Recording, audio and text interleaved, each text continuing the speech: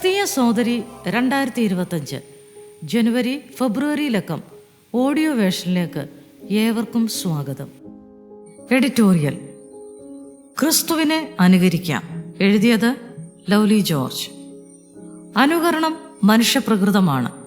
ഒരു വ്യക്തി മറ്റൊരാളുടെ സംസാരം, പ്രവൃത്തി, സ്വഭാവം, പെരുമാറ്റ രീതി, ചിന്തകൾ, ആശയങ്ങൾ, വിശ്വാസങ്ങൾ എന്നിവ നിരീക്ഷിക്കുകയും അവയെ ജീവിതത്തിൽ പകർത്തുന്നതിനെയുമാണ് അനുകരണം എന്ന വാക്കുകൊണ്ട് അർത്ഥമാക്കുന്നത്. മക്കൾ മാതാപിതാക്കളെ അനുസരിക്കുന്നു. വിദ്യാർത്ഥികൾ അധ്യാപകരിൽ നിന്നും പഠിക്കുന്നു. മേലുദ്യോഗസ്ഥരുടെ ജോലി ശൈലികളും നേതൃത്വ പാഠവും ജീവിതത്തിൽ പകർത്തുന്ന ജീവനക്കാർ, മഹത് വ്യക്തികളുടെ വാക്കുകളെ സ്വീകരിക്കുന്നവർ, ഇതെല്ലാം അനുകരണത്തിന്റെ ക്രിയാത്മക രീതികളാണ്. സാമൂഹികവൽക്കരണത്തിലും മാനസിക വികാസത്തിലും നിർണായക പങ്ക് വഹിക്കുന്ന മനുഷ്യന്റെ പെരുമാറ്റത്തിന്റെ അടിസ്ഥാന വശമാണ് അനുകരണം. ഇക്കാലത്ത് ഏറെ തെറ്റിദ്ധരിക്കപ്പെട്ട ഒരു വാക്കുകൂടെയാണ് അനുകരണം. അനുകരിക്കുന്ന രീതിയിൽ ചില വൈരുദ്ധ്യങ്ങൾ കടന്നുകൂടിയതാണ് ഇതിന് കാരണം. അനുകരിക്കേണ്ടതിനെ അനുകരിക്കാതെ അനുകരിക്കാൻ പാടില്ലാത്തതിനെ അനുകരിച്ചത് നിമിത്തം അനുകരണം എന്ന വാക്കിന്റെ അർത്ഥതലങ്ങൾക്ക് വ്യതിയാനം സംഭവിച്ചു. ആരെ അനുകരിക്കണം, എന്തിനെ അനുകരിക്കണം, എങ്ങനെ അനുകരിക്കണമെന്ന് തിരിച്ചറിവില്ലാത്തവർ, സ്വയത്തെക്കുറിച്ച് ബോധമില്ലാതെ ആർക്കു വേണ്ടിയൊക്കെയോ ജീവിക്കുന്നവരും പ്രവർത്തിക്കുന്നവരുമായി മാറി. സെലിബ്രിറ്റികളായ നടീനടന്മാരെയും ഗായകരെയും അനുകരിക്കാൻ ശ്രമിച്ചതുകൊണ്ട് സ്വന്തം ശൈലി പോലും നഷ്ടപ്പെട്ടവരും പ്രസക്തി നഷ്ടപ്പെട്ടവരുമുണ്ട്. ഓരോരുത്തർക്കും അവരവരുടെ വ്യക്തിത്വവും കഴിവുകളും നൽകുകയാണ് ദൈവം മനുഷ്യനെ സൃഷ്ടിച്ചത്. അത് മനസ്സിലാക്കി സ്വതസിദ്ധമായ ശൈലി നിലനിർത്തുവാനും അത് സംതൃപ്തിയോടെ ഉപയോഗിക്കുവാനും എല്ലാവർക്കും കഴിയണം. അനുകരണത്തെക്കുറിച്ച് ക്രിസ്തുവിന്റെ ധീര പടയാളിയായിരുന്ന അപ്പോസ്തലനായ പൗലോസിന്റെ വാക്കുകൾ നമുക്ക് വ്യക്തമായ കാഴ്ചപ്പാട് നൽകുന്നുണ്ട്. ഞാൻ ക്രിസ്തുവിന്റെ അനുകാരിയായിരിക്കുന്നത് പോലെ നിങ്ങളും എൻ്റെ അനുകാരികളാകുവീൻ എന്നാണ് പൗലോസ് ആഹ്വാനം ചെയ്തത്. കൊരിന്ത്യർക്ക് എഴുതിയ 1-ാം ലേഖനം 11-ാം അധ്യായം 1-ാം വാക്യം. ക്രിസ്തുവിൽ നിന്നും പഠിച്ച പ്രാപിച്ചൊരു വ്യക്തിക്ക് മാത്രമേ ഇങ്ങനെ പറയുവാൻ സാധിക്കൂ. ക്രിസ്തുവിന് വേണ്ടി അടിയറവ് വച്ച ജീവിതമായിരുന്നു പൗലോസിൻ്റേത്. പൗലോസ് ക്രിസ്തുവിനെ മാതൃകയാക്കിയിരുന്നു. ഒരിക്കൽ കർത്താവിന്റെ നാമത്തിന് വിരോധമായി പ്രവർത്തിച്ച വ്യക്തിയെങ്കിലും കർത്താവിനെ അറിഞ്ഞതിന് ശേഷം താൻ കർത്താവിങ്കിൽ നിന്നും പ്രാപിച്ച് കർത്താവിന്റെ സ്വഭാവ സവിശേഷതകളും ശൈലികളും ജീവിതത്തിൽ പകർത്തി താൻ കർത്താവിന്റെ അനുകാരിയായി തീർന്നു. കൊരിന്ത്യർക്ക് എഴുതിയ 1-ാം ലേഖനം 11-ാം അധ്യായം 23-ാം വാക്യം.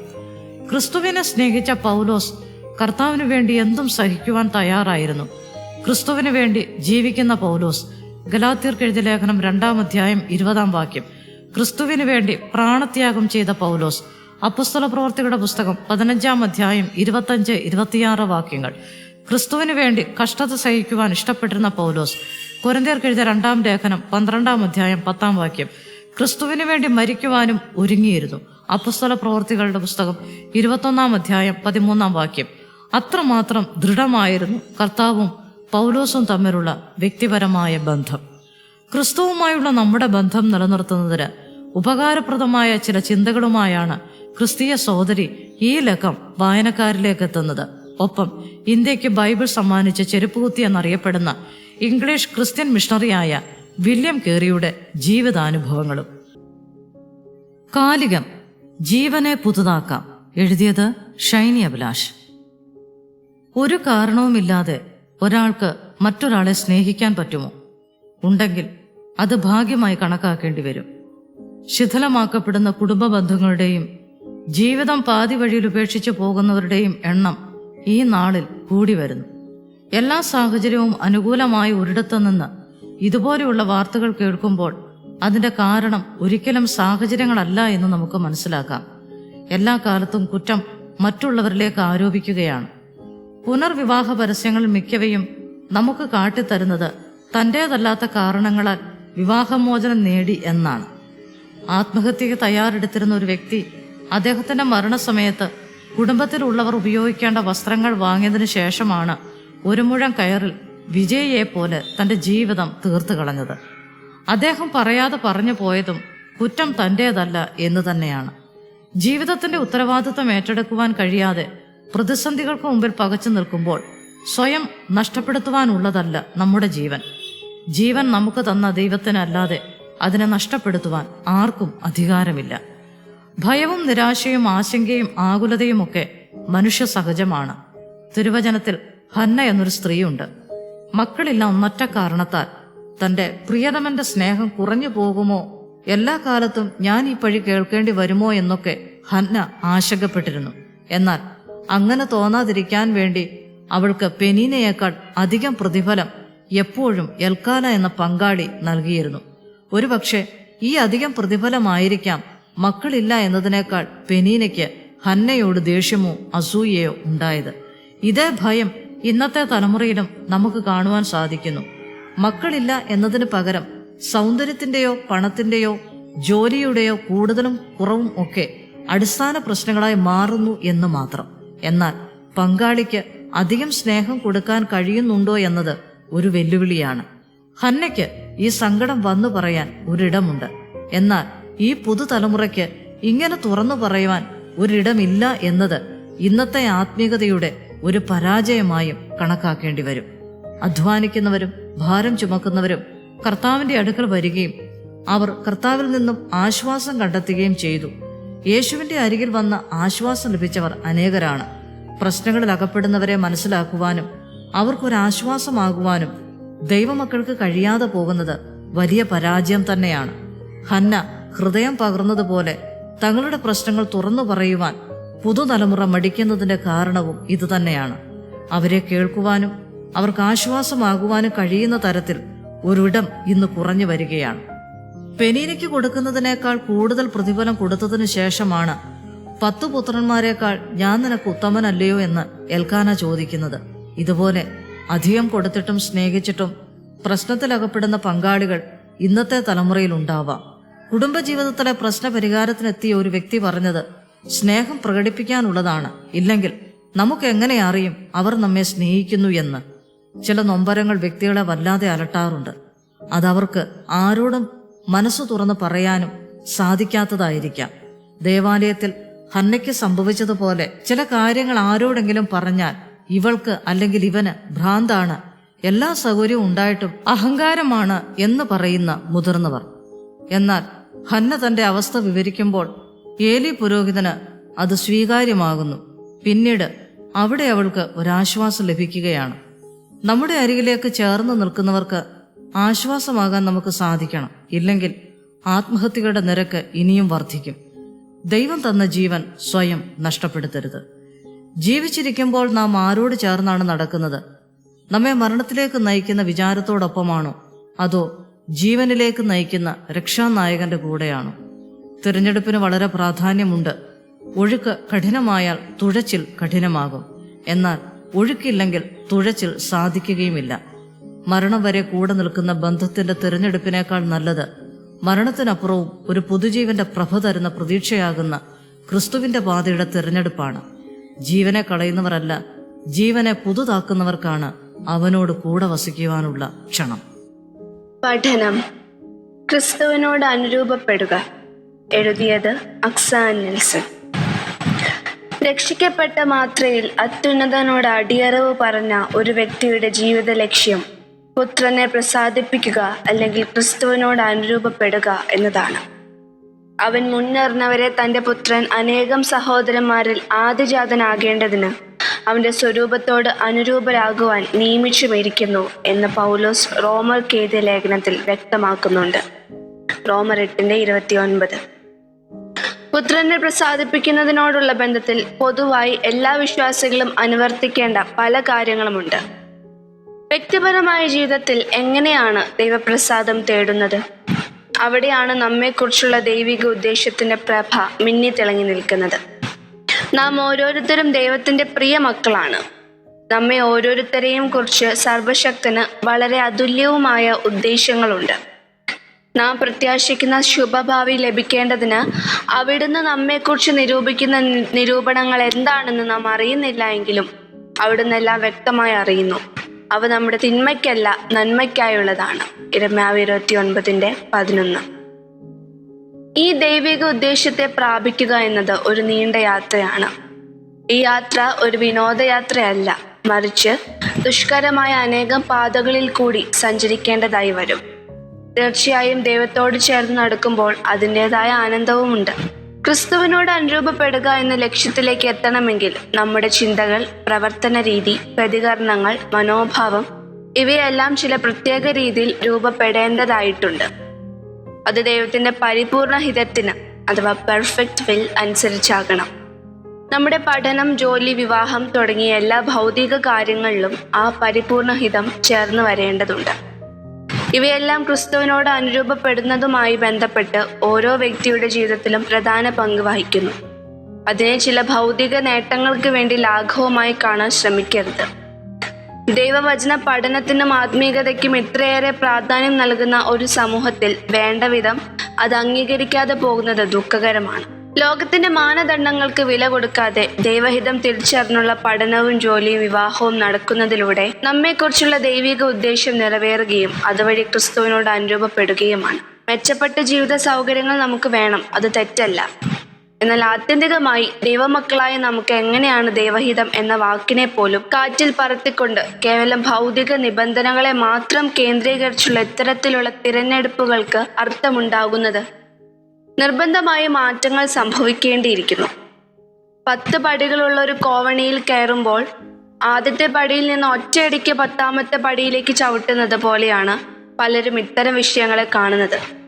ഓരോ പടികളും താണ്ടിയാണ് 10ാമത്തേതിൽ എത്തുന്നത് എന്ന് നാം മറന്നുപോകുന്നു. ജീവിതത്തിന്റെ ഓരോ ഘട്ടത്തിലും ദൈവഹിതം ആരായേണ്ടത് അത്യന്താപേക്ഷിതമാണ്. അതിലൂടെ മാത്രമേ പുത്രനോട് അനുരൂപപ്പെടുക എന്ന ആത്യന്തിക ലക്ഷ്യത്തിലേക്ക് നാം എത്തിച്ചേരുകയുള്ളൂ. ലോകത്തിന്റെ നിബന്ധനകളെ വകവയ്ക്കാതെ ദൈവഹിതപ്രകാരം മുന്നോട്ട് നീങ്ങി ക്രൈസ്തവ ലോകത്തിന് മാത്രമല്ല മുഴു ലോകത്തിനും അനേകം സംഭാവനകൾ ചെയ്ത അനേകം വ്യക്തി ജീവിതങ്ങൾ ഉണ്ട്. തങ്ങളുടെ ജീവിതത്തെക്കുറിച്ചുള്ള ദൈവിക ഉദ്ദേശ്യം ഭംഗിയായി നിർവഹിച്ചവർ, പുത്രനോട് അനുരൂപപ്പെടുക എന്ന മഹത് പദവിക്കായി അക്ഷീണം പരിശ്രമിച്ചവർ. നീ നിന്റെ പാരമ്പര്യമായ കൈത്തൊഴിലിൽ മാത്രം ശ്രദ്ധ കേന്ദ്രീകരിച്ചില്ലെങ്കിൽ നിനക്ക് ജീവിതത്തിൽ വിജയം കിട്ടില്ല എന്ന ലോകത്തിന്റെ വാക്കുകൾക്ക് വില്യം കേറി എന്ന മിഷണറി ചെവി കൊടുത്തിരുന്നെങ്കിൽ ക്രൈസ്തവ ലോകത്തിന് എന്ന് മാത്രമല്ല മുഴു ലോകത്തിന് തന്നെയും അനേകം സംഭാവനകൾ ഇന്നും അജ്ഞാതമായി കിടന്നേനെ. അതുകൊണ്ട് പഠനത്തിന്റെ, ജോലിയുടെ കാര്യം വരുമ്പോൾ ചുറ്റുമുള്ള ജീവിതങ്ങളിലേക്ക് നോക്കിക്കൊണ്ടുള്ള എടുത്തുചാട്ടങ്ങൾക്ക് മുതിരാതിരിക്കുക. വളരെ പ്രാർത്ഥനാപൂർവ്വം അവിടങ്ങളിലെല്ലാം ദൈവഹിതത്തിന് പ്രാധാന്യം കൊടുക്കുക. ബി യുണീക്ക് ഇൻ ക്രൈസ്റ്റ് എന്നുള്ള ആപ്തവാക്യം വാക്കുകളിൽ മാത്രം ഒതുങ്ങിപ്പോകാതെ ക്രിസ്തുവിൽ വ്യത്യസ്തരാകുവാൻ ധൈര്യം കാണിക്കുക. നന്ദി. പഠനം ക്രിസ്തുവിനെ അനുഗമിക്കണം. എഴുതിയത് നൈസി ലിൻഡ്. യേശുക്രിസ്തുവിനെ കർത്താവായി സ്വീകരിച്ച എല്ലാ വിശ്വാസികളും തന്നെ ക്രിസ്തുവിൻ്റെ ശിഷ്യരാണ്. ശിഷ്യത്വത്തിലെ ഒഴിച്ചുകൂടാനാവാത്ത ഒരു ഘടകമാണ് ഗുരുവിനെ അനുഗമിക്കുക എന്നത്. ക്രിസ്തുവിൻ്റെ ശിഷ്യഗണങ്ങളായിരിക്കുന്ന നാം എല്ലാവരും ക്രിസ്തുവിൻ്റെ കൽപ്പനകളെ അനുസരിക്കുമ്പോഴാണ് യഥാർത്ഥ ശിഷ്യരായി ഗുരുവിനോളം വളരുന്നത്. യേശുക്രിസ്തുവിനെ അനുഗമിക്കുവാനായി ക്രിസ്തു തന്നെ പറഞ്ഞിരിക്കുന്ന കാര്യങ്ങൾ ഓരോ ക്രിസ്തു ഭക്തനും പിൻപറ്റേണ്ടതാണ്. മത്തായി 16:24, മർക്കോസ് 8:34, ലൂക്കോസ് 9:23. ഒരുവൻ എൻ്റെ പിന്നാലെ വരുവാൻ ഇച്ഛിച്ചാൽ തന്നെത്താൻ ത്യജിച്ച് തൻ്റെ ക്രൂശ് എടുത്ത് എന്നെ അനുഗമിക്കട്ടെ. ഒരുവന് ക്രിസ്തു ശിഷ്യൻ ആകുവാനുള്ള യോഗ്യതകളെയാണ് നാം ഇവിടെ കാണുന്നത്. വ്യവസ്ഥകളില്ലാത്ത ഒരു സമ്പൂർണ്ണ കീഴടങ്ങലല്ലാതെ മറ്റൊന്നും തന്നെ നമ്മുടെ രക്ഷകനായ കർത്താവിൻ്റെ കാൽവറിയിലെ യാഗത്തിനുള്ള ഉചിതമായ ഒരു പ്രതികരണവും ഇല്ല. 1. തന്നെത്താൻ ത്യജിക്കണം.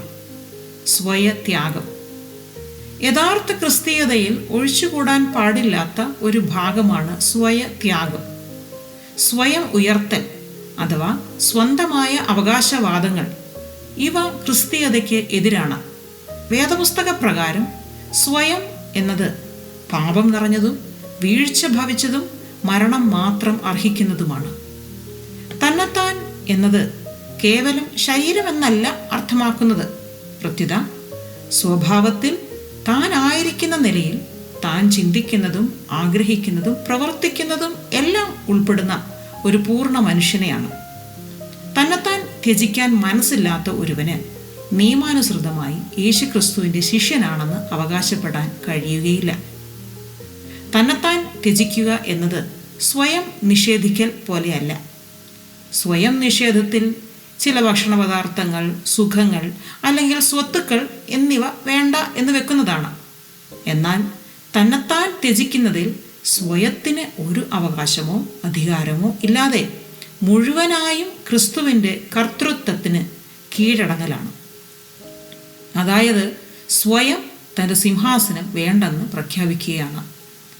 ഞാൻ ക്രിസ്തുവിന് വേണ്ടിയാണെന്നുള്ള ഒരു മാനസിക തയ്യാറെടുപ്പ് ദൈനംദിന ജീവിതത്തിൽ ഉടനീളം ഒരു ക്രിസ്തു ശിഷ്യന് ഉണ്ടായിരിക്കേണ്ടതാണ്. കാരണം എൻ്റെ ആഗ്രഹങ്ങളെ ക്രിസ്തുവിനെ പ്രസാദിപ്പിക്കാനായി ഓരോ ദിവസവും മരിപ്പിക്കേണ്ടതുണ്ട്.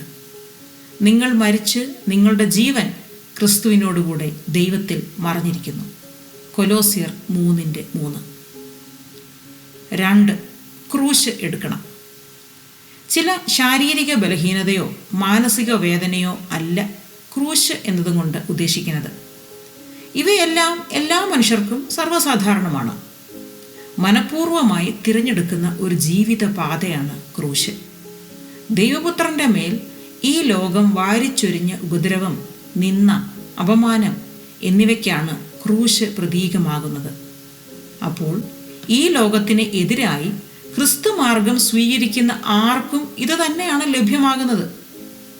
ഏതൊരു വിശ്വാസിക്കും ലോകത്തോടും ലൗകിക സുഖങ്ങൾക്കും അനുരൂപമായി വളരെ ലളിതമായി ക്രൂശിനെ അവഗണിക്കാനാകും.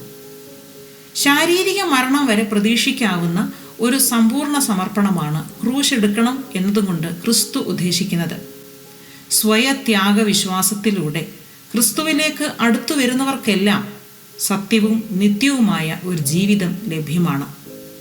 ജീവൻ മരണ ത്യാഗത്തെ കാണിക്കുന്ന ക്രൂശ് ദിനം തോറും ചുമക്കേണ്ടതുണ്ട്.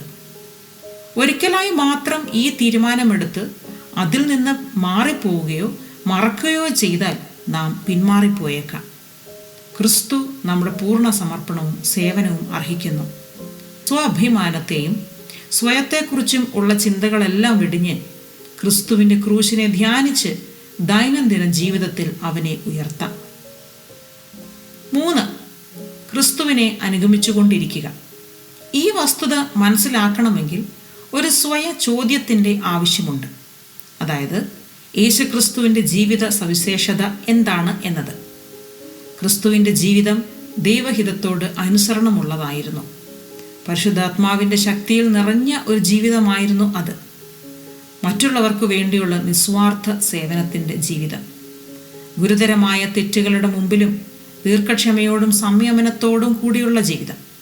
ഭക്തിയുള്ള, വിശ്വസ്തതയുള്ള, ദയയുള്ള, സൗമ്യതയുള്ള, തന്നെത്താൻ മറ്റുള്ളവർക്ക് വേണ്ടി ചെലവാക്കപ്പെടുന്ന എരിവോടുകൂടിയ ഒരു ജീവിതം. ഗലാത്യർ 5:22-23. ആ ക്രിസ്തുവിൻ്റെ ശിഷ്യരായി തീരാൻ അവൻ നടന്നതുപോലെ നാമും നടക്കേണ്ടതുണ്ട്. ക്രിസ്തു സ്വഭാവം നമ്മളിൽ നിന്ന് ദർശിക്കേണ്ടതായിട്ടുണ്ട്. യോഹന്നാൻ 15:8. കുഞ്ഞു ചിന്ത. Finishing point. എഴുതിയത് മേരി എസ് ജോർജ്. മോൻ ഇന്ന് നല്ല സന്തോഷത്തിലാണല്ലോ.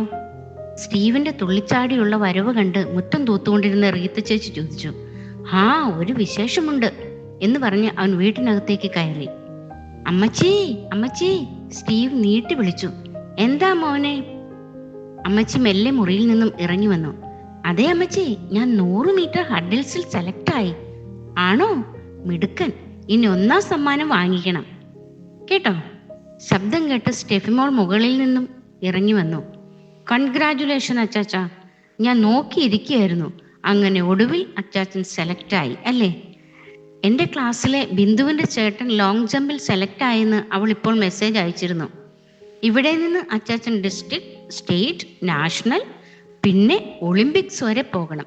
സ്റ്റെഫിമോൾ ഒരു സ്വപ്നത്തിൽ എന്ന പോലെ നിർത്താതെ പറഞ്ഞുകൊണ്ടിരുന്നു. അതെ, ആദ്യം ഇതിലൊന്ന് ജയിക്കട്ടെ, സ്റ്റീവ് പറഞ്ഞു. ഞാൻ ഒരു നിമിഷം അച്ചാച്ചൻ ഒളിമ്പിക്സ് മെഡൽ വാങ്ങുന്ന സ്വപ്നം കണ്ടു. സ്റ്റെഫി അഭിമാനത്തോടെ പറഞ്ഞു. ഡി പൊട്ടിപ്പെണ്ണെ, സ്കൂളിലെ മത്സരത്തിന് സെലക്ട് ആയതേ ഉള്ളൂ. അതൊന്ന് കയറി കിട്ടുമോ എന്നാണ് എൻ്റെ പേടി. പിന്നെയാണ് അവിടെ ഒളിമ്പിക്സ്. സ്റ്റീവ് സ്റ്റെഫിയുടെ തലയ്ക്ക് ഒരടി കൊടുത്തുകൊണ്ട് പറഞ്ഞു. ശരി, മോൻ പോയി കുളിച്ച് ഡ്രസ്സ് മാറുവാ, ഞാൻ കാപ്പി എടുത്തു വെക്കാം. ശരി അമ്മച്ചി. സ്റ്റീവ് ബാഗുമായി മുകളിലോട്ട് പോയി.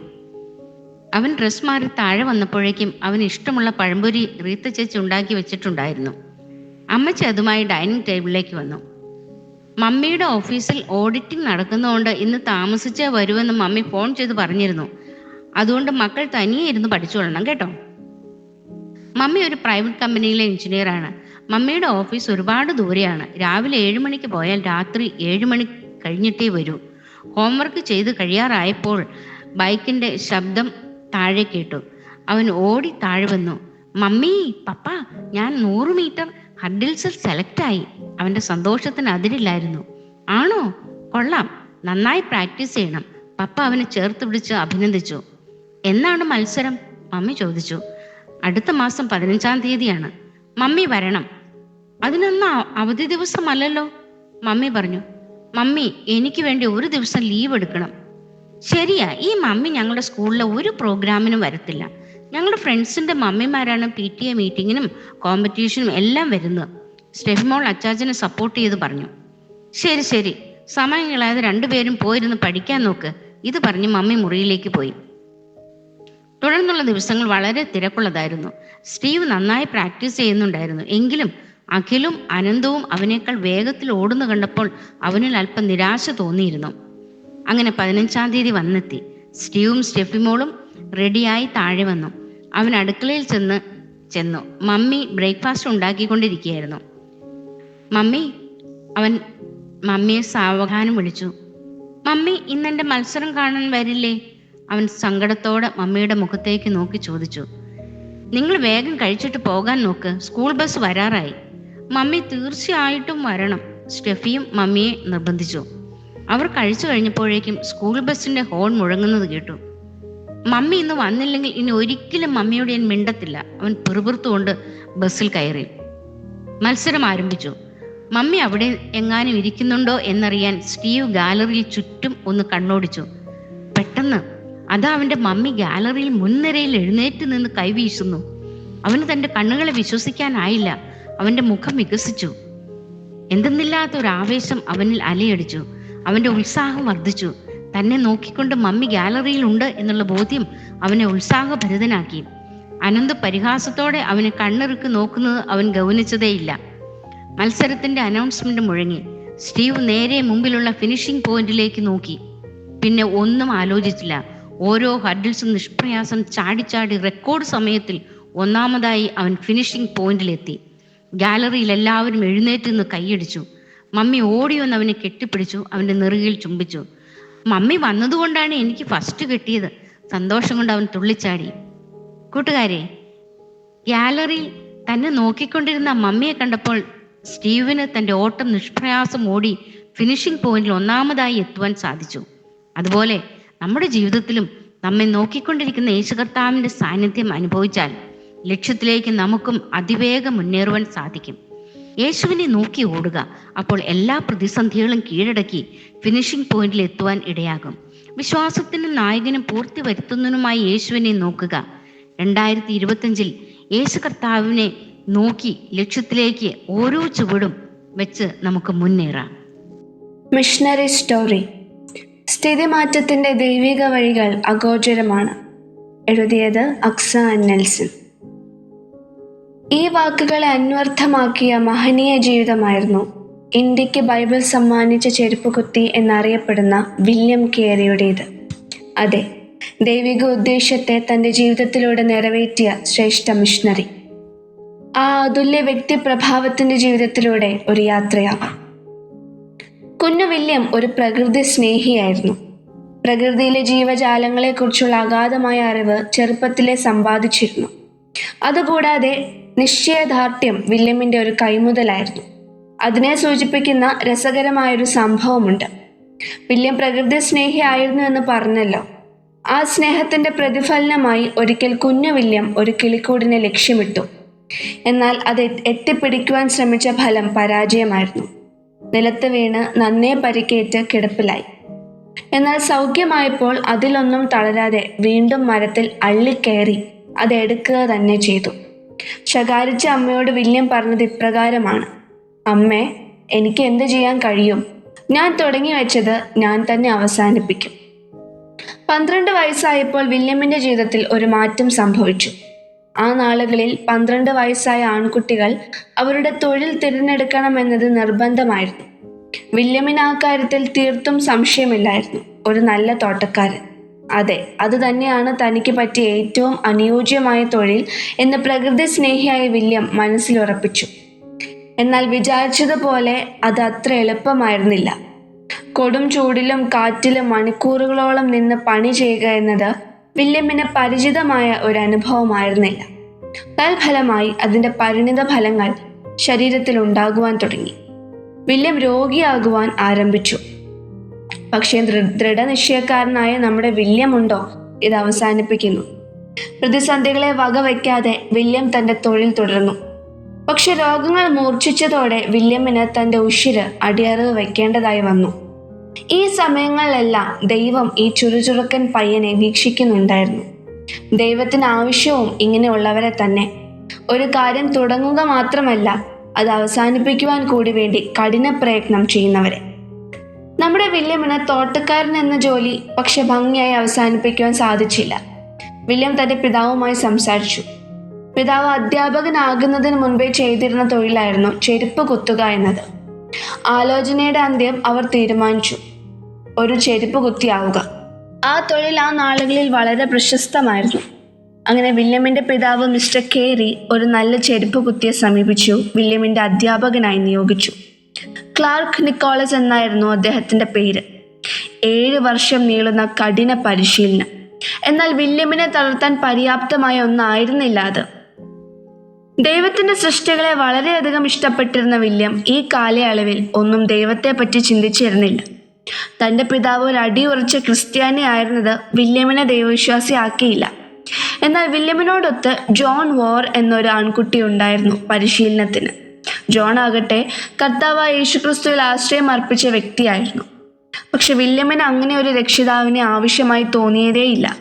ഒരു ദിനം വരെ താൻ പാപിയാണെന്ന് വില്യമിനെ ബോധ്യപ്പെടുത്തിയ സംഭവം ഇങ്ങനെയായിരുന്നു. വില്യമിന് ഒരിക്കൽ നിക്കോളസ് കുറച്ച് സാധനങ്ങൾ വാങ്ങിക്കാനായി പറഞ്ഞയച്ചു. എന്നാൽ വില്യം തൻ്റെ ആവശ്യത്തിനായി അതിൽ നിന്നും ഒരു നാണയം എടുത്തു. കണക്ക് ശരിയാക്കാനായി ഏൽപ്പിക്കേണ്ട തുകയിൽ ഒരു കള്ള നാണയം വെച്ചു.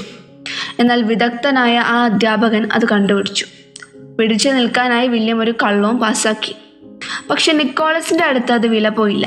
അദ്ദേഹം വില്യമിനെ ഒന്ന് രൂക്ഷമായി നോക്കി.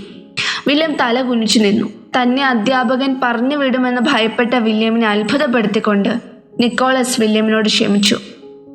ഈ സംഭവത്തോടെ വില്യമിന് പാപത്തെ ക്ഷമിക്കുന്ന ഒരു രക്ഷിതാവിനെ കുറിച്ച് ബോധ്യമായി.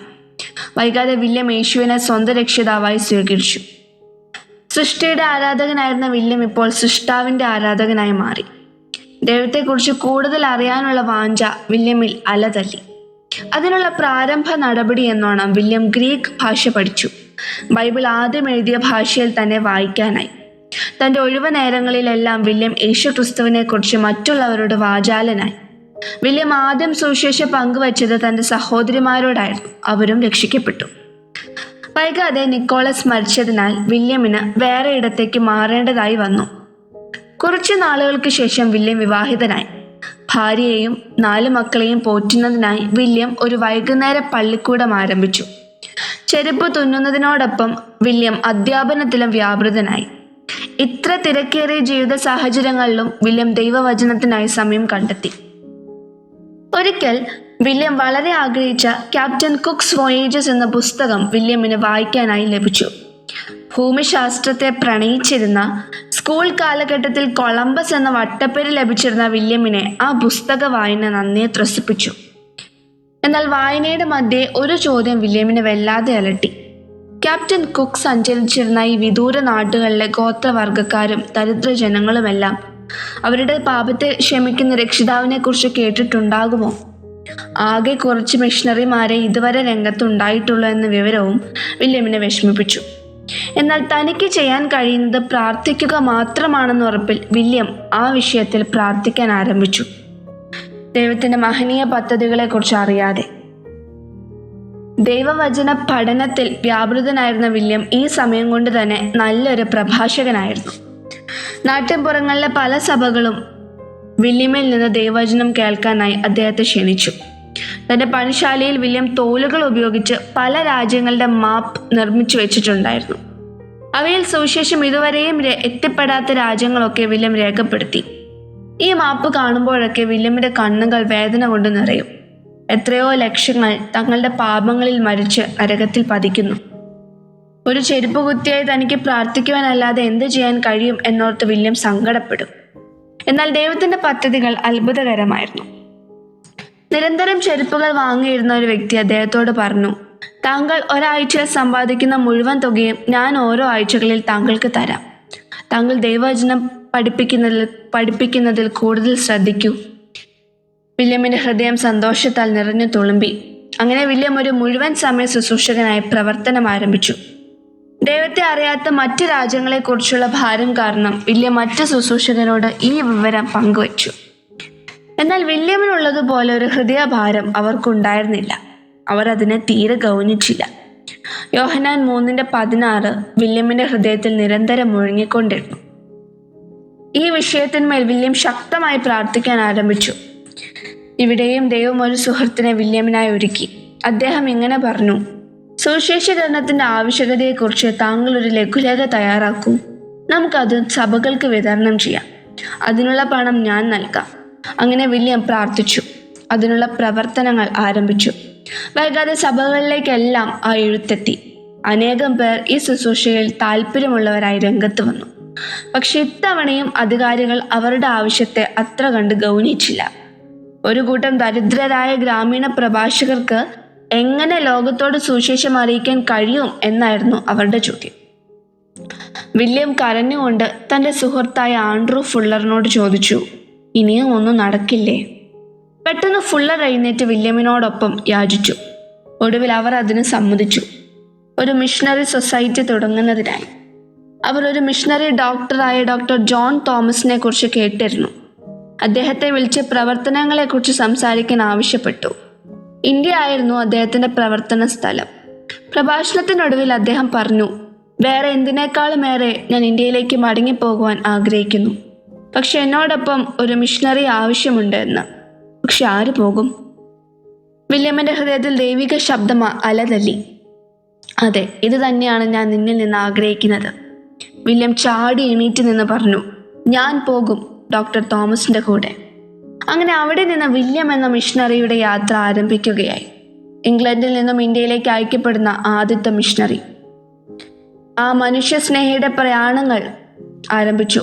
കുടുംബത്തിൽ നിന്നും മതിയായ പിന്തുണ വില്യമിന് ആദ്യം ലഭിച്ചില്ല. എങ്കിലും പതറാതെ ഉറച്ചു തന്നെ നിന്നു. ഒടുവിൽ ആ ദിനം വന്നു ചേർന്നു. വില്യമും കുടുംബവും ഡോക്ടർ തോമസിനോടൊപ്പം ഇന്ത്യയിലേക്ക് കപ്പൽ കയറി.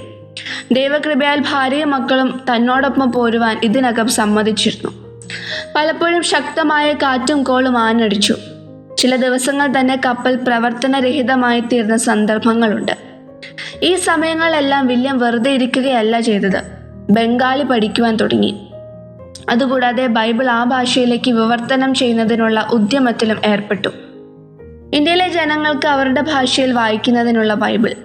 നീണ്ട 5 മാസങ്ങൾക്ക് ശേഷം ഇംഗ്ലണ്ടിൽ നിന്ന് 15,000-ഓളം മൈലുകൾ താണ്ടി ആ കപ്പൽ ഇന്ത്യയിലെത്തി.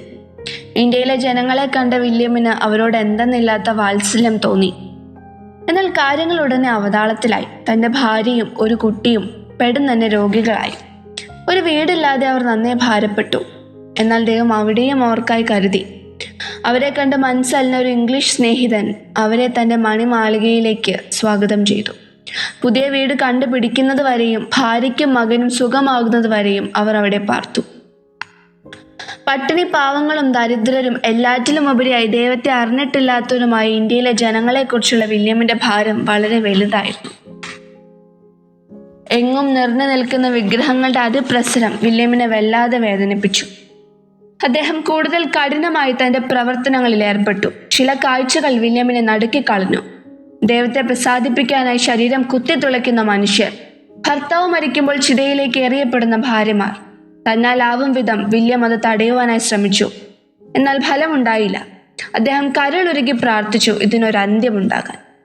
സാമൂഹ്യ പ്രവർത്തനങ്ങളിലൂടെയും ആതുര സേവനത്തിലൂടെയും സ്കൂൾ ശുശ്രൂഷയിലൂടെയും എല്ലാം വില്യം തന്റെ പ്രവർത്തനങ്ങൾ ആരംഭിച്ചു. ഇന്ത്യക്കാർ വില്യമിനെ സ്നേഹിച്ചു തുടങ്ങി. പക്ഷെ വില്യമിന്റെ കണക്കുകൂട്ടൽ പോലെ അവരാരും കർത്താവിനെ അറിഞ്ഞില്ല. വചനം കേൾക്കാൻ അവർ ഒരുക്കമായിരുന്നു, പക്ഷെ അംഗീകരിക്കാൻ അവരാരും കൂട്ടാക്കിയില്ല. ഗ്രാമാന്തരം കയറിയിറങ്ങി സുവിശേഷം അറിയിക്കുന്ന ആ മിഷണറി പലപ്പോഴും ക്ഷീണിച്ച് അവശനായിട്ടുണ്ട്. പക്ഷെ വിട്ടുകൊടുക്കാൻ ആ മനസ്സൊരുക്കമല്ലായിരുന്നു. ഈ സമയങ്ങളിൽ വില്യം ചെയ്തുകൊണ്ടിരുന്ന വേറൊരു ശുശ്രൂഷയുണ്ട്. ആദ്യം സൂചിപ്പിച്ചതുപോലെ ബംഗാളി ഭാഷയിലേക്ക് ബൈബിൾ പരിഭാഷപ്പെടുത്തുക എന്നത്. 5 വർഷങ്ങൾ പിന്നിട്ടു, ഒരാത്മാവ് പോലും മുന്നോട്ട് വന്നില്ല. എന്നാൽ ആത്യന്തികമായി താനല്ല, ദൈവമാണ് പ്രവർത്തിക്കുന്നത്, താൻ തന്നെ ശുശ്രൂഷ ചെയ്യുന്നതേ ഉള്ളൂ എന്ന് പതറാതെ വിശ്വസിച്ചുകൊണ്ട് ആ മിഷണറി ദൈവത്തിൽ കൂടുതൽ ആശ്രയിച്ച് തളരാതെ യാത്ര തുടർന്നു. 5.5 വർഷം കൊണ്ട് വില്യം ബൈബിൾ മുഴുവനും ബംഗാളി ഭാഷയിലേക്ക് വിവർത്തനം ചെയ്തു. ദൈവകൃപയെ മതിയാവോളം ആസ്വദിച്ച സുദീർഘ വർഷങ്ങളായിരുന്നു അവ. വില്യമിനെ സഹായിക്കാൻ ഒരു ഇന്ത്യൻ പണ്ഡിതൻ ഒപ്പമുണ്ടായിരുന്നു. ഇനി പ്രസിദ്ധീകരണത്തിനുള്ള സാധ്യതകൾ വേണം. ദൈവം അവിടെയും അത്ഭുതകരമായ വഴികളൊരുക്കി. ഇംഗ്ലണ്ടിൽ നിന്നൊരു വുഡൻ പ്രിന്റിംഗ് പ്രസ്. വില്യമിന്റെ സുഹൃത്തായ ഒരു ഇംഗ്ലീഷുകാരൻ അതിനായി മുതൽ മുടക്കി. അതുമാത്രമോ, ഒരു പ്രിന്ററും ദൈവം ഒരുക്കി. 3 മിഷണറി കുടുംബങ്ങളും കൂടി ഇതിനോടകം വില്യമിന്റെ ഒപ്പം ശുശ്രൂഷകളിൽ പങ്കാളികളായി. വില്യം തന്റെ മിഷണറി സുഹൃത്തുക്കളും ചേർന്ന് ഒരു വലിയ വീട് വാങ്ങി സെറാംപൂരിൽ താമസം ആരംഭിച്ചു. അവിടെ അവർ ഒരു പ്രസ് തുടങ്ങി, പ്രിന്റിംഗ് തുടങ്ങി, ഒരു സ്കൂൾ പണി കഴിപ്പിച്ചു. അതിനേക്കാൾ സന്തോഷം നൽകുന്ന ഒരു വാർത്ത സംഭവിച്ചു. 7 നീണ്ട വർഷങ്ങൾക്ക് ശേഷം കൃഷ്ണപാൽ എന്ന ഇന്ത്യൻ ഗുരു തന്റെ കുടുംബവുമൊത്ത് ദൈവത്തിൽ വിശ്വസിച്ചു. വില്യമിന്റെ ഹൃദയം ആനന്ദത്താൽ നിറഞ്ഞാടിയ ദിവസങ്ങളായിരുന്നു അത്. പക്ഷേ കൃഷ്ണപാലും കുടുംബവും അനുഭവിക്കേണ്ടി വന്ന പീഡകൾ അനേകമായിരുന്നു. എന്നാൽ ദൈവത്തിന്റെ കരുതൽ അവർക്കുണ്ടായിരുന്നു. വില്യമിന്റെ സന്തോഷം പൂർത്തിയാക്കുന്നതിനായി കൃഷ്ണപാലിന്റെ രൂപാന്തരത്തിന് 1 മാസത്തിനു ശേഷം ബംഗാളി ഭാഷയിലേക്ക് പുതിയ നിയമം ആദ്യമായി അച്ചടിച്ചു. ദൈവത്തിന്റെ പ്രവർത്തികൾ അവർണ്ണനീയം തന്നെ. പുതിയ നിയമപ്രതികൾ എല്ലാവർക്കും നൽകാൻ സാധ്യമല്ല, കാരണം വായിക്കാൻ അറിയുന്നവർ വളരെ ചുരുക്കമായിരുന്നു. എങ്കിലും പുസ്തകം ലഭിച്ചവരെല്ലാം അവരുടെ ഗ്രാമത്തിൽ വായിച്ചു കേൾപ്പിച്ചു. അവരുടെ ഗ്രാമങ്ങളിൽ വന്ന മാറ്റം വളരെ വലുതായിരുന്നു. ഗ്രാമീണരെല്ലാം പുസ്തകം നൽകിയ മനുഷ്യനെ അന്വേഷിച്ചിറങ്ങി. പുസ്തകത്തിലെ വിവരപ്രകാരം അവർ സെറാംപൂരിലേക്ക് നീങ്ങി. ഗ്രാമീണരുടെ ഈ കൂടിക്കാഴ്ച വില്യമിനും മറ്റ് മിഷണറിമാർക്കും കൂടുതൽ പ്രവർത്തിക്കുന്നതിനുള്ള ഊർജം നൽകി. ഇന്ത്യയിലെ പല ഭാഷകളിലേക്ക് ബൈബിൾ പരിഭാഷ ചെയ്യുന്നതിനുള്ള നടപടികൾ തുടങ്ങി. പ്രിന്റിങ്ങിന് നേതൃത്വം കൊടുത്ത വ്യക്തിയായിരുന്നു വില്യം വാർഡ്. ഇന്ത്യയിലുള്ള വർഷങ്ങൾ അത്രയും എളുപ്പമുള്ളവയായിരുന്നില്ല വില്യമിന്. ഡോക്ടർ തോമസും വില്യമിന്റെ ഭാര്യയും മരിച്ചു. എന്നാൽ ആ കഠിനാധ്വാനി തളർന്നില്ല. ഒരു ഇന്ത്യൻ പണ്ഡിതൻ വില്യമിനെ നോക്കി ഇങ്ങനെ ആരാഞ്ഞു: ഇദ്ദേഹത്തിന്റെ ശരീരം എന്തുകൊണ്ട് നിർമ്മിച്ചതാണ്? ഇങ്ങനെ ഉറക്കവും ഭക്ഷണവും ഇല്ലാതെ പണി ചെയ്യുന്നവരെ ഞാൻ ഇതുവരെ കണ്ടിട്ടില്ല. ഇതിനോടകം 5 പ്രിന്റിംഗ് മെഷീനുകളും 50 ഇന്ത്യക്കാരെയും ദൈവം സമ്മാനിച്ചു. പക്ഷെ എല്ലാം ഭംഗിയായി തുടർന്നുകൊണ്ടിരിക്കുമ്പോൾ പെട്ടെന്നത് സംഭവിച്ചു. ആ പ്രിന്റിംഗ് പ്രസ്സിന് തീ പിടിച്ചു. വർഷങ്ങളുടെ കഠിനാധ്വാനം ഒരു നിമിഷം കൊണ്ട് കത്തിച്ചാമ്പലായി. എന്നാൽ അതുകൊണ്ട് അവസാനിച്ചില്ല ആ മഹനീയ ശുശ്രൂഷ. വിട്ടുകൊടുക്കാൻ വില്യം ഒരുക്കമല്ലായിരുന്നു. കത്തിച്ചാമ്പലായ ആ കെട്ടിടത്തിനുള്ളിലും ചില ശേഷിപ്പുകൾ ദൈവം ഒരുക്കിയിരുന്നു ആ വേലയെ മുന്നോട്ട് കൊണ്ടുപോകാൻ. ഈ സംഭവം മുഖാന്തരം അവരുടെ വേലയെക്കുറിച്ച് കൂടുതൽ ജനങ്ങൾ അറിഞ്ഞു. അത് വേലയ്ക്ക് ഒന്നുകൂടെ ആക്കം കൂട്ടി. കുറച്ചു നാളുകൾക്ക് ശേഷം വില്യമിനൊരു കത്ത് വന്നു. ഇംഗ്ലീഷ് ഗവൺമെന്റ് സ്ഥാപിച്ച ഇന്ത്യൻ കോളേജിൽ ഇന്ത്യൻ ഭാഷകൾ പഠിപ്പിക്കുന്ന അധ്യാപകനായി വരാമോ എന്ന് അഭ്യർത്ഥിച്ചുകൊണ്ട്. വില്യം ഇത് തന്റെ സുഹൃത്തുക്കളുമായി പങ്കുവച്ചു. എല്ലാവരും ചേർന്ന് പ്രാർത്ഥിച്ചു. ദൈവവും അതിന് പച്ചക്കൊടി കാണിച്ചു. ഏകദേശം 30 വർഷത്തോളം വില്യം കോളേജ് അധ്യാപകനായി ജോലി ചെയ്തു. ഈ സമയങ്ങളിലെല്ലാം കിട്ടുന്ന ശമ്പളത്തിന്റെ വലിയൊരു പങ്ക് വില്യം മാറ്റിവെച്ചു തന്റെ ഒരു സ്വപ്നം സാക്ഷാത്കരിക്കുന്നതിനായി. വേറൊന്നുമല്ല, മിഷൻ വേലയ്ക്കായി ചെറുപ്പക്കാരെ പരിശീലിപ്പിക്കുന്ന ഒരു കോളേജ് തുടങ്ങുക എന്നത്. 7 വർഷത്തിന് ശേഷം ആ സ്വപ്നവും ദൈവം നടത്തിക്കൊടുത്തു. വില്യം കേറി എന്ന മിഷണറി മുൻപത്തേക്കാളേറെ തിരക്കേറിയവനായി. രാത്രിയിൽ അദ്ദേഹത്തിന്റെ മുറിയിലെ വിളക്ക് അണയാതെ അങ്ങനെ തുടർന്നു. ക്രമേണ അദ്ദേഹത്തിന്റെ ആരോഗ്യം ക്ഷയിച്ചു തുടങ്ങി. വേഗതയുടെ കുതിപ്പ് കുറഞ്ഞു തുടങ്ങി. അദ്ദേഹം തന്റെ ഉത്തരവാദിത്വങ്ങളൊക്കെ പിൻഗാമികളെ ഏൽപ്പിച്ചു. ദൈവത്തിനായി സമർപ്പിച്ച അദ്ദേഹത്തിലൂടെ ദൈവം ചെയ്ത പ്രവൃത്തികൾ അതിശയകരമായിരുന്നു. ദൈവത്തിന്റെ വചനം 34 ഭാഷകളിലേക്ക് പരിഭാഷ ചെയ്തു. 26 സഭകൾ, 126 സ്കൂളുകൾ. താൻ കൊളുത്തിയ ദീപശിഖ കൈമാറി ഫാദർ ഓഫ് മോഡേൺ മിഷൻസ് എന്നറിയപ്പെടുന്ന ആ മിഷണറി നിറഞ്ഞ സംതൃപ്തമായ ഹൃദയത്തോടെ കണ്ണുകളടച്ചു എന്നേക്കുമായി. ഈ മഹാരഥന്റെ ജീവിതം നമുക്ക് മറക്കാനാവാത്ത പാഠങ്ങൾ സമ്മാനിക്കട്ടെ. ദൈവത്തിനായി കഠിനാധ്വാനം ചെയ്യാനുള്ള ഊർജം പകരട്ടെ. നന്ദി. പഠനം ക്രിസ്തുവിൽ നിന്നും പഠിക്കണം. എഴുതിയത് ഡാർലി സാമുവൽ. ഞാൻ സൗമ്യതയും താഴ്മയും ഉള്ളവനാകയാൽ എൻ്റെ നുകം ഏറ്റുകൊണ്ട് എന്നോട് പഠിപ്പീൻ. മത്തായി 11:29. കർത്താവായ യേശു ക്രിസ്തുവിൻ്റെ അതിശ്രേഷ്ഠമായ പ്രസ്താവനകളിൽ ഒന്നാണിത്. നാം ക്രിസ്തുവിൽ നിന്നും പഠിക്കണം.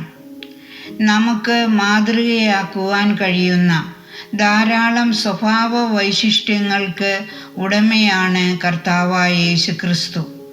പൗലോസും നമുക്ക് ചൂണ്ടിക്കാണിച്ചു തരുന്നത് ക്രിസ്തുവിനെ നോക്കണം, ശ്രദ്ധിക്കണം എന്ന് തന്നെയാണ്. എബ്രായർ 12:2. ക്രിസ്തു പഠിപ്പിച്ച ഉപമകളിലൂടെയും ക്രിസ്തു ചെയ്ത അത്ഭുതങ്ങളിലൂടെയും ക്രിസ്തുവിൻ്റെ വാക്കുകളിലൂടെയും ക്രിസ്തു നേരിട്ട എല്ലാ സാഹചര്യങ്ങളിലൂടെയും ക്രിസ്തു ആരാണെന്ന് നമുക്ക് വ്യക്തമാക്കി തരുന്നുണ്ട്. അവിടുത്തെ വായിൽ നിന്നും വരുന്ന ലാവണ്യവാക്കുകൾ കേട്ട് പലർക്കും ആശ്ചര്യം ഉണ്ടായിട്ടുണ്ട്. ലൂക്കോസ് 4:22. അവിടുന്ന് നമ്മുടെ ഗുരുവും കർത്താവുമാണ്. നാം അവനിൽ നിന്നും പഠിക്കണം. എൻ്റെ നുകം ഏറ്റുകൊണ്ട് എന്നോട് പഠിപ്പീൻ എന്നാണ് കർത്താവ് നമ്മോട് പറയുന്നത്. ന്യായപ്രമാണത്തിൻ്റെ നുകത്തിൻ കീഴിലായിരുന്ന യഹൂദന് അത് ഭാരമേറിയതായിരുന്നു. ന്യായപ്രമാണത്തിൽ ധാരാളം പ്രമാണങ്ങളുമുണ്ട്. അതിൽ എല്ലാ കൽപ്പനകളും അനുസരിച്ചിട്ട് ഒരു കൽപ്പന അനുസരിക്കാതിരുന്നാൽ കൽപ്പന പ്രമാണിക്കാത്തവൻ എന്ന പേരിന് അർഹനാകും. അത് മുഴുവൻ കൽപ്പനകളും ലംഘിച്ചു എന്നതിന് തുല്യമാകും. യാക്കോബ് 2:10. യഹൂദന്മാർക്ക് ഈ നുകം ചുമക്കുവാൻ കഴിഞ്ഞിരുന്നില്ല. എന്നാൽ യേശു കർത്താവ് ഈ ന്യായപ്രമാണത്തിൻ്റെ നുകത്തിൽ നിന്നും എല്ലാവരെയും സ്വതന്ത്രരാക്കി. കർത്താവ് തരുന്നത് അനുസരണത്തിൻ്റെയും സ്നേഹത്തിൻ്റെയും നുകമാണ്. അവിടുന്ന് നമ്മുടെ രക്ഷകനും കർത്താവുമാകയാൽ അവിടുത്തെ കൽപ്പനകൾ നമുക്ക് ഭാരമുള്ളവയല്ല. കർത്താവിൻ്റെ നുകം മൃദുവാണ്. അതിൻ്റെ അർത്ഥം ക്രിസ്തീയ ജീവിതം വളരെ ലാഘവത്തോടെ എളുപ്പത്തിൽ ഒന്നിനെയും ഭയപ്പെടാതെ നയിക്കാം എന്നല്ല. ഈ യാത്രയിൽ ഇടുക്കവും ഞെരുക്കവും ഉള്ളപ്പോഴും അവിടുന്ന് നമ്മെ താങ്ങി നിർത്തുന്നവനാണ്. വീഴ്ചകൾ വരുമ്പോൾ പൂർണ്ണമായും നമ്മെ കൈവിടുന്നവനല്ല. ക്രിസ്തു പാപത്തിൻ്റെയും മരണത്തിൻ്റെയും പ്രമാണത്തിൽ നിന്ന് നമുക്ക് സ്വാതന്ത്ര്യം വരുത്തി. പാപത്തിൻ്റെ ശിക്ഷയ്ക്ക് പരിഹാരം വരുത്തിയ ക്രിസ്തു ന്യായപ്രമാണത്തിൻ്റെ നുകത്തിൽ നിന്നും നമ്മെ പൂർണ്ണമായും വിടുവിച്ചു. ഇനി പാപത്തിൻ്റെ ഭാരം നാം വഹിക്കേണ്ടതില്ല. യേശു ക്രിസ്തു നമ്മുടെ കർത്തൃത്വം ഏറ്റെടുത്തു. ആ കരങ്ങളിൽ അനുസരണമുള്ള മക്കളായി ജീവിക്കുന്നവരെ അവസാനം വരെയും തോളിലേറ്റി നടത്തുന്നവനാണ് ഈ നല്ല ഇടയൻ. Embracing Righteousness in Christ by Jinsey Jimmy. In today's world, it can often feel like we are swimming against the current when it comes to living out our Christian values. Temptations and distractions are everywhere, making it tough to be whom God calls us to be. But as children of God, we are clearly instructed or exhorted in Ephesians 4:24 as to how God wants us to live, and to put on the new self, created to be like God in true righteousness and holiness. Here, Paul the Apostle shows the changes that God works in us through the gospel. Acts chapter 4 verse 20-21. And then he shows us how the process of changes works in our ongoing Christian experience. Ephesians chapter 4 verse 22-24. The changed life stems from the transformation that God works in us through the gospel as we put off the old self, are renewed in our minds, and put on the new life in Christ. Lloyd Jones. The changed life in Christ begins by coming to know Christ personally, which includes you learn about Christ, you hear about Christ, and you obey when you are taught in Christ. Martin Lloyd Jones, in his book Darkness and Light, page 100, explains the Christian is not saved by a philosophy of redemption. He is saved by that historic person, Jesus of Nazareth, the Son of God. Paul the Apostle in 1 Corinthians chapter 15 and verse 17 tells us that if Christ had not died for our sins, then we are still in sin. Everything in the Christian faith rests on the truth in the historical person of Jesus, crucified and risen from the dead. Paul's point in Ephesians chapter 4 verse 20 to 21 is that the changed life roots from the transformation that God works in us through the gospel. When we meet Jesus Christ personally through faith, we are changed people. But how does the process continue? Paul goes on in Ephesians 4:22 to 24 to explain these changes with three infinitives. In Greek, lay aside, be renewed, and put on. At the moment we trusted Christ, we did in fact lay aside the old self and put on the new life. We began the process of inner renewal. But it is our responsibility to daily keep our minds renewed in Christ. In other words, we must live daily in the light of the truth that God has enlightened us with. It means that we must deliberately put off the old man and put on the new life in Christ. What does the putting off the old man mean? Paul here identifies this as being in reference to your former manner of life. So the old man refers to all that we were before we were saved, when we were ruled by the evil desires and practices. See 4 verse 19 and 2 verse 3. Paul uses the same phrase in Romans 6:6, where he says our old self was crucified with him in order that our body of sin might be done away with, so that we would no longer be slaves to sin. In Romans 6 and in Colossians chapter 3 and verse 9, Paul refers to the putting off the old man as an accomplished fact. When Christ died on the cross, we died with him positionally. When he was raised from the dead, we were raised up with him. We are to remember these facts to be true in our daily practice so that we will not yield to sin. Romans 6 and verse 11. But although we died with sin in other places, Paul commands us to put to death our members that are on the earth. Romans 8:13, Colossians 3:5. Why do we need to put to death our members if we already died? Lloyd Jones uses extremely helpful illustrations. When Abraham Lincoln freed the slaves, they were officially free from their many years of slavery, but some of them went on living as if they were still slaves. The president's proclamation gave them legal standing as free citizens. It was a done deal. They were no longer slaves, but out of habit and way of thinking, many of these poor people still lived like slaves. So they needed to live in accordance with the new facts. When they were tempted to think like a slave, they needed to say, "No, the truth is, I am now a free man." They needed to appropriate that truth into their daily experience.